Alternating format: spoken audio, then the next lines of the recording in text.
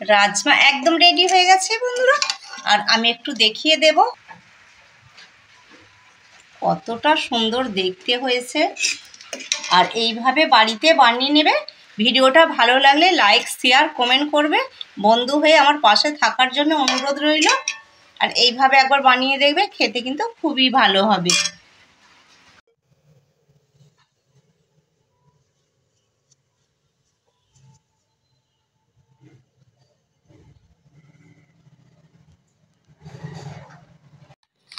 তা বন্ধুরা, রাজমা বানানোর জন্য আমি এখানে নিয়েছি 250 গ্রাম রাজমা। রাজমার দানাগুলো আমি একটু দেখিয়ে দেব। খুবই কিন্তু পরিষ্কার পরিচ্ছন্ন। তা আমি বাটিয়ে সারা রাত ভিজিয়ে রাখবো। দেখতে কত সুন্দর। এবারে আমি জল দিয়ে ভিজিয়ে নেব। সারা রাত কিন্তু ভিজতে দেব। রাজমাটাকে জল দিয়ে ভালো করে ভিজিয়ে নিয়েছি। 10-12 ঘন্টা ভিজিয়েছি। পুরো ভিজে গেছে। আর পরিষ্কার করে 2-3 বার জল দিয়ে ধুয়ে নেব। জলটা পুরো ঝারিয়ে নিয়েছি। রাজমা সেদ্ধ করার জন্য একটা কুকার নিয়ে নিয়েছি। কুকারে কড়াইগুলোকে ঢেলে দেব। আর দিয়ে দেব পরিমাণ মতো জল। আর দিচ্ছি নুন। এবারে দেব 3টে সিটি দিয়ে দেব। এর মাঝে আমি মশলাটা বানিয়ে নেব। মশলা রেডি করে নিয়েছি। এখানে আমি নিয়েছি টমেটো নিয়েছি, আর নিয়েছি এখানে রসুন, আদা, কাঁচা লঙ্কা, পেঁয়াজ। 2টি মাঝারি সাইজের পেঁয়াজ নিয়েছি। তো এগুলোকে বেটে নেব।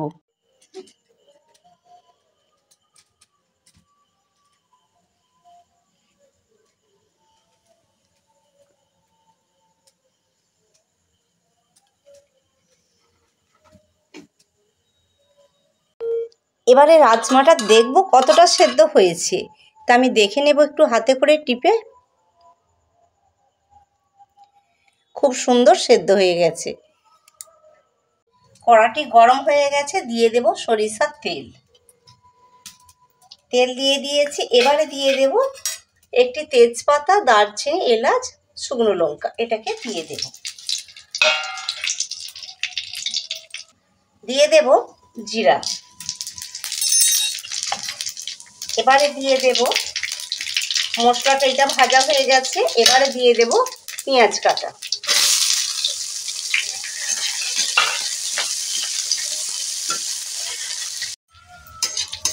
এবারে দিয়ে দেব আদা রসুন বাটা। এবারে দিয়ে দেব টমেটো পেস্টটা।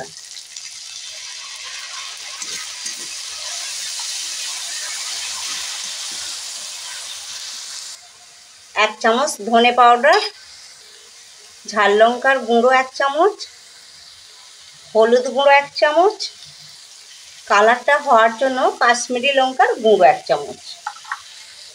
এবারে দিয়ে দেব অল্প পরিমাণে জল, যাতে না মশলাটা বসে যায়। এবারে এইভাবে নাড়াচাড়া করতে থাকবো। মশলাটা মোটামুটি ভাজা হয়ে গেছে। আর একটু ভাজা হলেই হবে।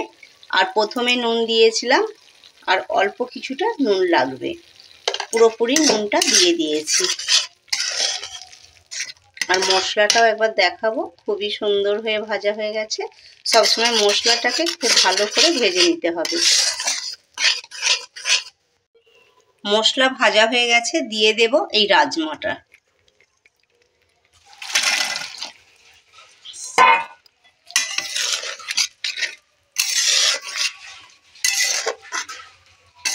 এবারে 5-7 মিনিট ফুটতে দেব।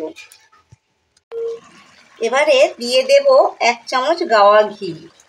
এই গাওয়া ঘিটা দিলে খেতে কিন্তু খুবই ভালো হবে।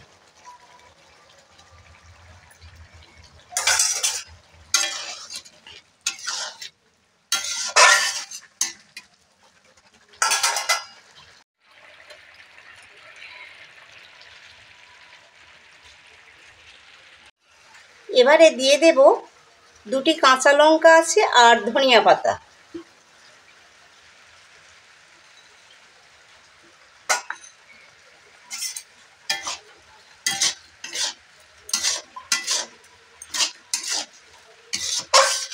পুরো রেডি হয়ে গেল। আর দেখতে কত সুন্দর হয়েছে। রাজমা খাওয়া খুবই ভালো, সবেতেই খাওয়া যাবে, এমনিও খাওয়া যাবে, ভাত রুটি সবেতেই খাওয়া যাবে। একদম শেষে দিয়ে দেব গরম মশলা। গরম মশলা দিলে খেতে খুবই টেস্ট হবে। এবারে ঢেলে নেব।